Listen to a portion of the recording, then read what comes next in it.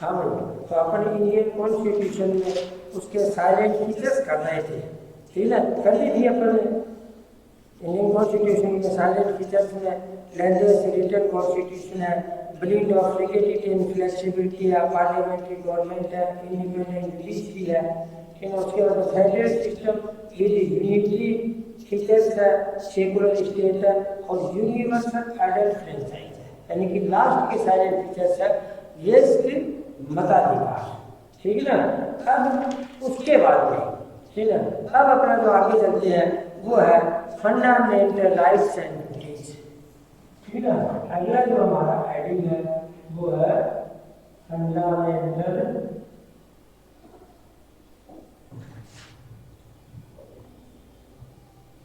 Rights, मौलिक अधिकार, ठीक है। फंडामेंटल राइट्स का मतलब मौलिक अधिकार, ठीक है। हमारे कौन कौन से मौलिक अधिकार है? नंबर 1, ठीक है ना। नंबर 1 ये है right to equality,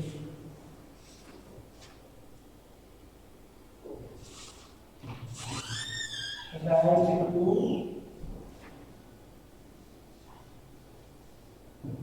equality. Article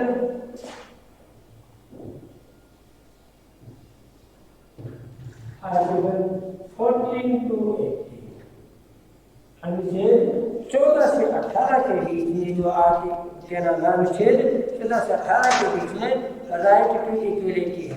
number 2 right to freedom, number 2 में आएगा right to freedom of religion.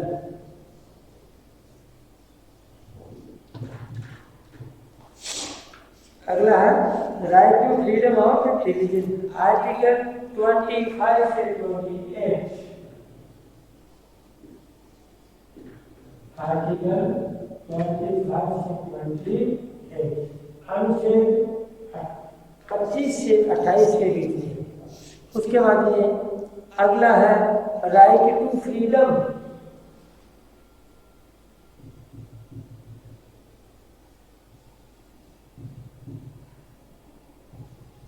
Right to freedom article है उसके लिए राइट टू फ्रीडम में है आर्टिकल 19 से 22, अनुच्छेद 19 से 22 के बीच में। अगला हमारा है cultural and educational rights, number 9 है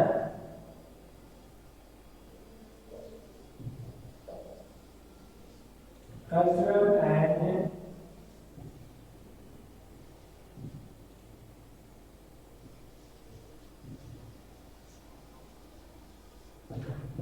एजुकेशनल,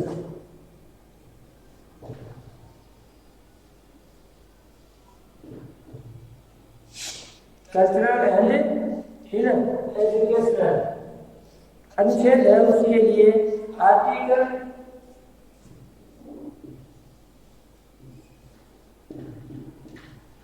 29 से 30, ठीक है। उसके बाद ये है राइट अगेंस्ट एक्सप्लॉइटेशन, हमारे एक है राइट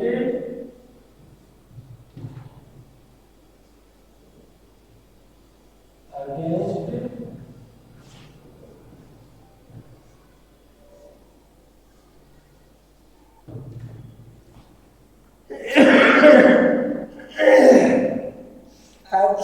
राइट एक्सप्लॉइटेशन,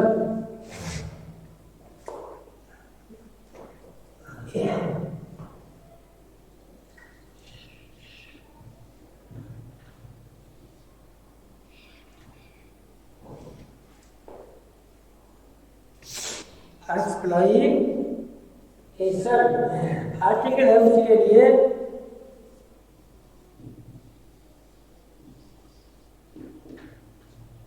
23 से 28, अनुच्छेद 23 और 24। अगला है right to constitutional remedies, number 6 पर है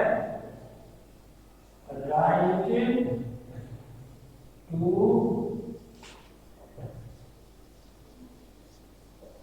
कॉन्स्टिट्यूशनल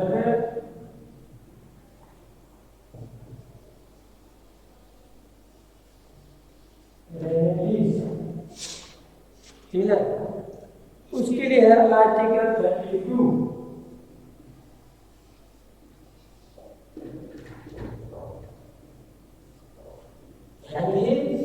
अब हम हमारा फंडामेंटल राइट्स यानी कि हमारे मौलिक अधिकार, 6 हमारे मौलिक अधिकार है, ठीक है। नंबर 1 है राइट टू इक्वलिटी, आर्टिकल 14 से 18 के बीच में, अनुच्छेद 14 से 18 के बीच में। Number 2 right to freedom of religion, धर्म की आजादी, धर्म की स्वतंत्रता, आर्टिकल 25 से 28।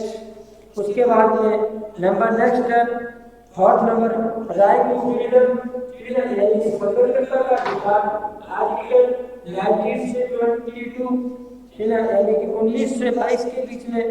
नंबर, ठीक है ना। 4th है कल्चरल एंड एजुकेशनल राइट्स, सांस्कृतिक और शैक्षिक अधिकार है, आर्टिकल 29 और 30 के बीच में है। उसके बाद में नंबर 5 है राइट अगेंस्ट एक्सप्लॉयटेशन, शोषण के विरुद्ध, ठीक है। शोषण के विरुद्ध का मतलब है कि आप किसी भी व्यक्ति से, ठीक है, बिना मजदूरी दिए उससे, यानी कि आप उससे मतलब उसका शोषण नहीं कर सकते, उसको काम के बदले में आपको उसको वेजिस देनी पड़ेगी, उसकी मजदूरी देनी पड़ेगी। मतलब दूसरा है, ठीक है, छोटे जो बच्चे हैं यानी कि 14 साल से कम उम्र के बच्चे हैं, आप उनसे किसी भी भारी भरकम, ठीक है, मायने वगैरह में खान वगैरह में काम नहीं करवाएंगे। ये भी शोषण की कुछ आर्टिकल 23-24 है।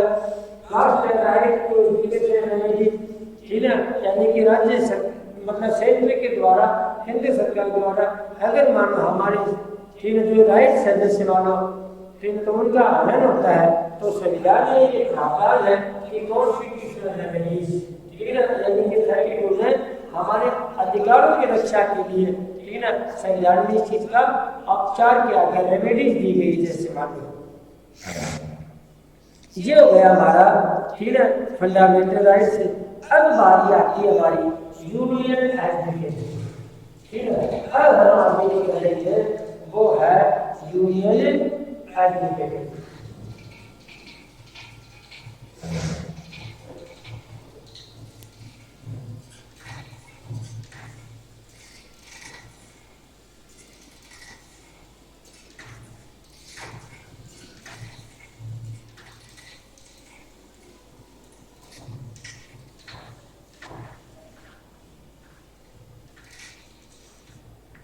अगला हमारा डील है यूनियन एजुकेशन।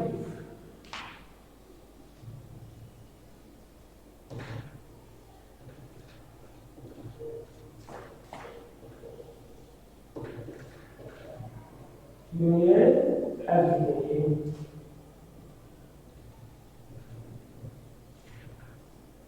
संघीय कार्यपालिका,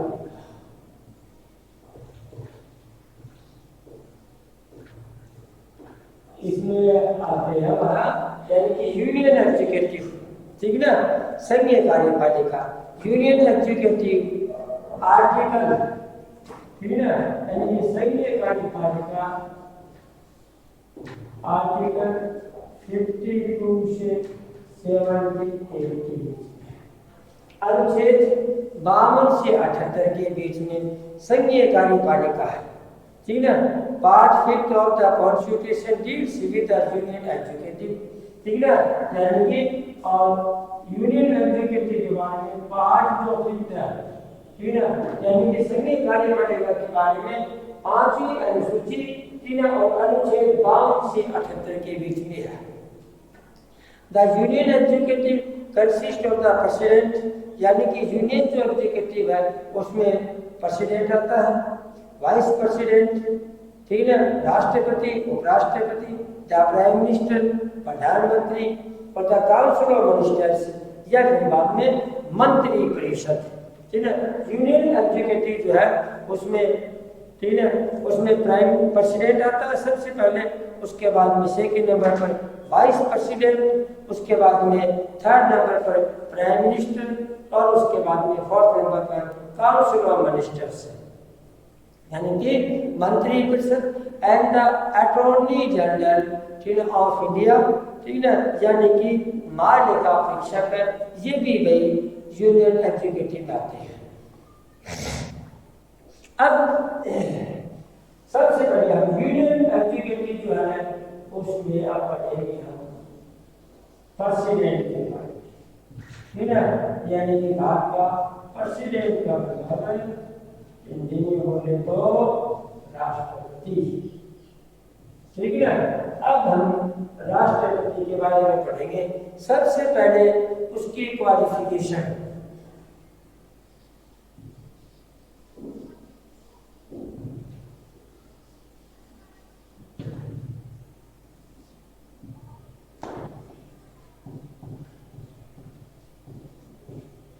योग्यता, ठीक है ना। President, the president is the head of the Indian state, यानी कि प्रेसिडेंट जो है वो भारत का मुखिया होता है, ठीक है ना, head of the Indian state, he the first citizen of India, ठीक है।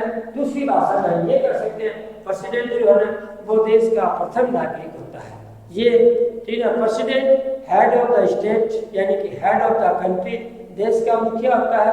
और दूसरी बात है प्रेसिडेंट जो है वो फर्स्ट सिटीजन ऑफ इंडिया, यानी कि भारत का प्रथम नागरिक प्रेसिडेंट होता है।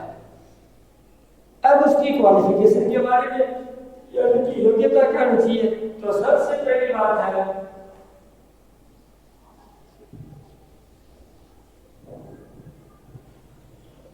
सिटीजन ऑफ इंडिया, भारत का नागरिक होना चाहिए। पहली बात है कि प्रेसिडेंट उस व्यक्ति को बना जाता है, ठीक है, he should be a citizen of India, यानी कि भारत का नागरिक होना चाहिए। दूसरी बात, he should have completed 35 years of age, ठीक है ना, सिटीजन ऑफ इंडिया। दूसरी बात है, ठीक है, he should B completed 35 years, ठीक है, यानी कि क्वालिफिकेशन, ठीक है। क्वालिफिकेशन में हम सबसे पहले यही बोलेंगे कि सिटीजन ऑफ इंडिया होना चाहिए, और he should be completed 35 years age, यानी कि जिसने 35 साल की उम्र प्राप्त कर ली है, ठीक है, या पूरी कर ली है, उस व्यक्ति को भारत का प्रेसिडेंट बना जा सकता है। उसके बाद में अब आगे चलते हैं नंबर 1, प्रेसिडेंट ऑफ इंडिया। अब लिस्ट आते हैं अपन, ठीक है, या तो उनके नेम, ठीक है, और यहाँ उनका टेरियर यानी कि टाइप। तो नंबर सबसे पहले आते हैं doctor Rajendra Prasad,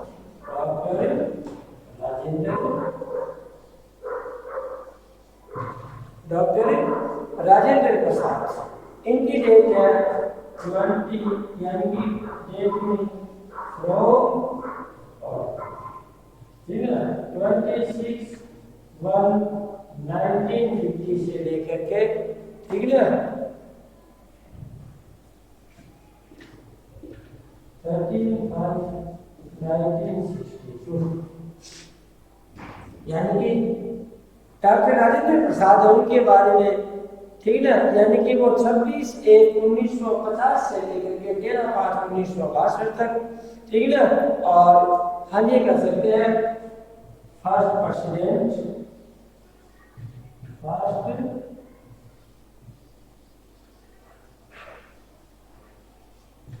president of India, first president of India, ठीक है। और दूसरी बात है इनके बारे में, ठीक है, द लॉन्गेस्ट टेन्योर,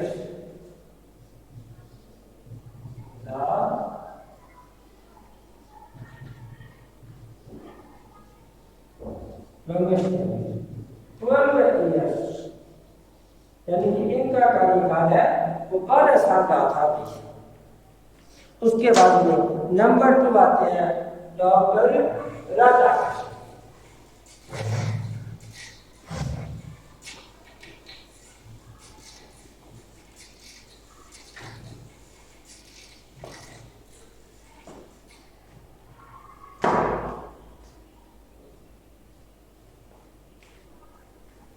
ये नंबर 2 पे आते हैं, ठीक है ना, doctor S Radha Krishnan. Doctor S Radha Krishnan, इनका कार्यकाल शुरू होता है 1962 से लेकर के, ठीक है,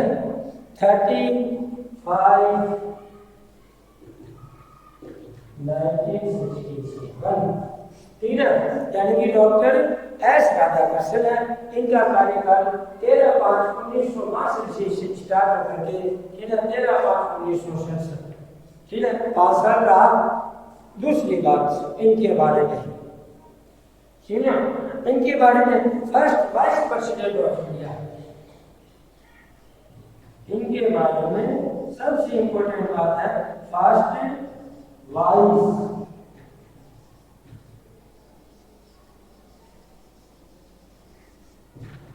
प्रेसिडेंट ऑफ इंडिया। ये भारत के प्रथम 3 उपराष्ट्रपति रहे थे। इनके बारे में सबसे इंपॉर्टेंट बात यह है, ठीक ना, कि was also the first vice president of India. आगे नंबर 3 आता है डॉक्टर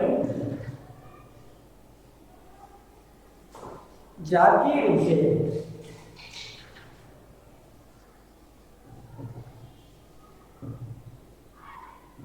डॉक्टर जाकिर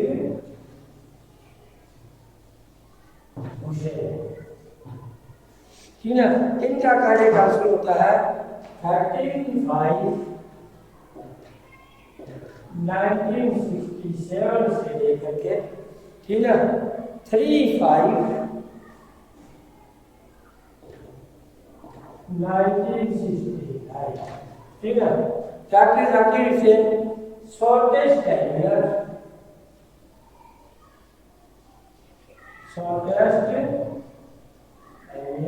यानी कि अल्प समय के लिए रहे, बहुत ही कम समय के लिए ये, ठीक है, यानी कि प्रेसिडेंट के पोस्ट पर रहेंगे doctor Zakir Hussain.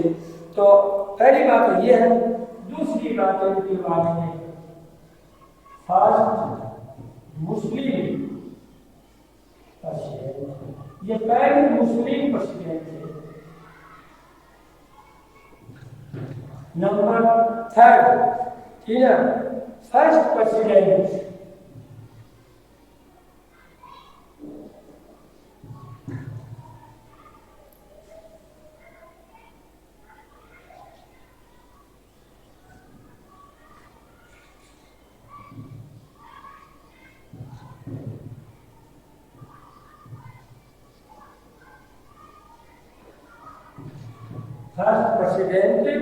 to die in office,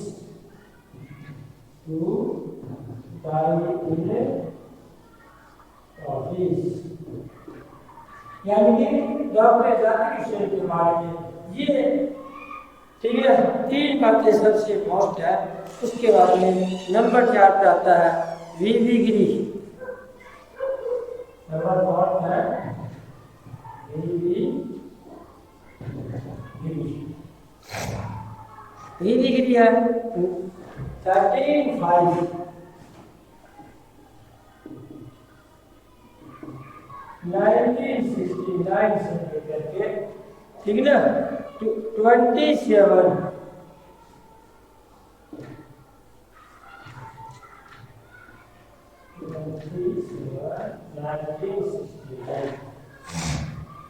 यानी कि ये first acting president of India. इसमें लिखेंगे अपन first acting president of India, यानी कि भारत के, ठीक है ना, first acting president of India. ये प्रथम कार्यवाहक राष्ट्रपति रहे थे, ठीक है। डॉक्टर निधि गिरी जो है ये कम समय के लिए है और इनके बारे में ऐसा कहा जाता है कि फर्स्ट एक्टिंग यानी कार्यवाहक प्रेसिडेंट थे। उसके बाद में अगला है justice M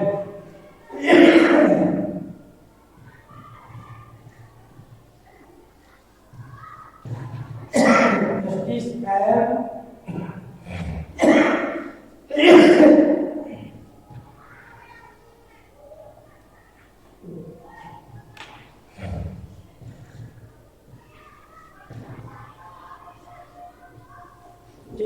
justice M Hidayatullah, इनका कार्यकाल शुरू होता है 1969 से लेकर के, ठीक है ना, 1969,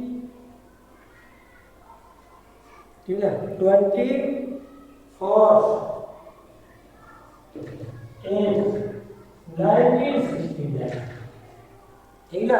इनके बारे में यानी कि निधि गिरी के बाद में, ठीक है, ये सेकंड एक्टिंग प्रेसिडेंट थे और इनके बारे में कहा जाता है he was also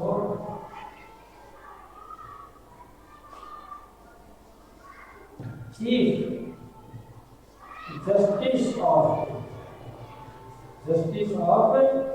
इंडिया। पहली बात तो ये कि ये भारतीय मुख्य सर्वोच्च न्यायालय के मुख्य न्यायाधीश थे। दूसरी बात है कि बारे में सेकंड एक्टिंग प्रेसिडेंट,